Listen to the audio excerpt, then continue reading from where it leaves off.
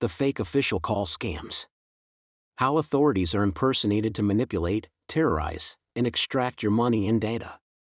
Intro, a call you never expected. You answer the phone and hear a voice claiming to be from law enforcement, someone official, someone in uniform. Your heart sinks. They say a warrant or court order has been issued. Or maybe a loved one is in trouble. They ask for information you would never share publicly. Time is of the essence. And in that moment, your brain stops asking questions. Because that voice sounded legitimate. Chapter 1: The Police Impersonation Ploy. Across the world, authorities are issuing warnings. Scammers impersonating police officers and other officials over the phone are one of the oldest and most effective forms of fraud, and are on the rise. In India, fraudsters have impersonated national investigators, even showing fake arrest warrants over WhatsApp video calls to pressure victims into transferring funds under threat of digital arrest. In the United States, police departments warn of calls claiming there's a warrant out for the recipient's arrest, demanding money to resolve the issue. In both cases, scammers often use spoofed caller ID to make their numbers look official, displaying real agency digits on the screen even though the call is coming from anywhere. Chapter 2: The Accident Spouse Cop Setup. One particularly cruel variation plays on fear for a loved one's safety. The scam begins with a distraught spouse. A woman calls, her voice distraught and shaky. A distressed voice is easy to mistake, especially if you have only seconds to process what is happening. She says she was in an accident. They're hurt. Maybe in the hospital. You're already imagining the worst, but then the phone is handed to someone claiming to be a police officer. He speaks authoritatively. Calmly. He says the accident involves a serious injury. Maybe an ICU case. This is not random. It's a coordination, a partnership of social engineers. In one common Reddit case discussion, a caller used this exact tactic. A crying woman claims her partner has been severely injured. Then a man on the line identifies himself as police and begins drilling for information. The victim is so focused on the plausible emergency that they let their guard down.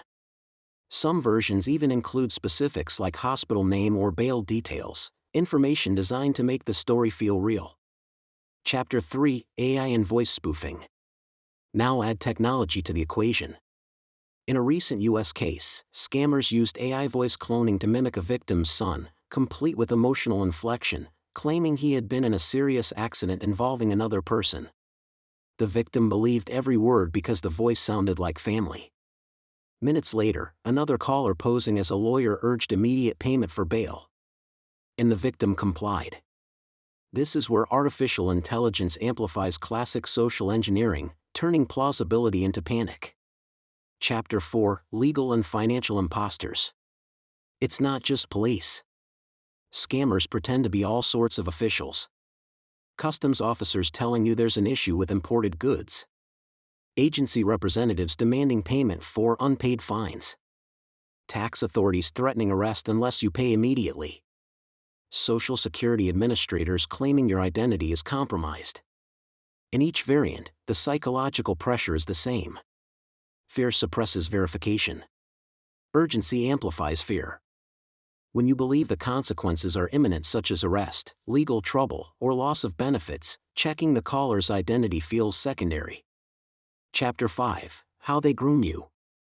These scams aren't random. They are strategic.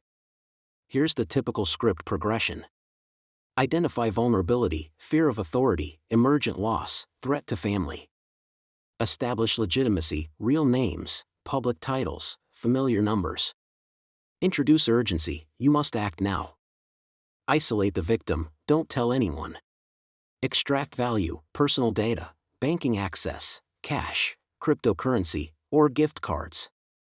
Often, scammers insist you keep the conversation a secret, telling you it's confidential or sensitive. That's not privacy. That's isolation. And isolation is what kills verification. Chapter 6: Real-world example, the digital arrest. In a documented incident in India, callers claiming to be investigators told a man his identification was associated with money laundering. They showed fake documents via video call. They kept constant pressure for 2 days. They even claimed to be from senior positions, up to the head of the agency. Under psychological pressure and fear of arrest and asset confiscation, the victim transferred millions in local currency to accounts the scammers controlled. Only later did true law enforcement confirm the calls were fraudulent. This example of using authority in documentation plus escalation and isolation reveals the layered confidence trick at work.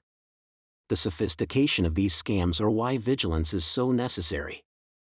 Chapter 7: Why it works. Authority con artists leverage obedience to authority, a psychological instinct where people defer to perceived legitimate power. They also exploit fear, urgency, and isolation. When callers claim official status combined with personal information, your brain switches from analytical to survival mode. You feel threatened, pressured, responsible. When under threat, even the most rational people comply when asked for personal data or immediate action. It is the emotional distraction produced that these scammers leverage most. Chapter 8: Counter Strategies. If you receive a call claiming to be from a police department or similar agency, hang up. No legitimate law enforcement agency calls demanding immediate payment, requests personal banking details, or uses unofficial payment methods like gift cards, wire transfers, or crypto, or pressures you not to contact anyone. If you're concerned, contact the agency directly using a phone number from an official website, not the one the caller gave you. Ask for full name and badge number, then verify through independent channels, such as a department's public non-emergency number. Real authorities will not threaten, demand payment over the phone, or insist you act privately. Pattern recognition. Fake official call scams work because they feel urgent and important. They combine psychological pressure with plausible authority. But when you slow down, verify independently, and refuse to act under fear, the illusion collapses. Real help doesn't find you. You find it, through systems that can prove who they are. If you've received a suspicious call like this, report it to your local cybercrime unit and share this video so others can recognize the pattern.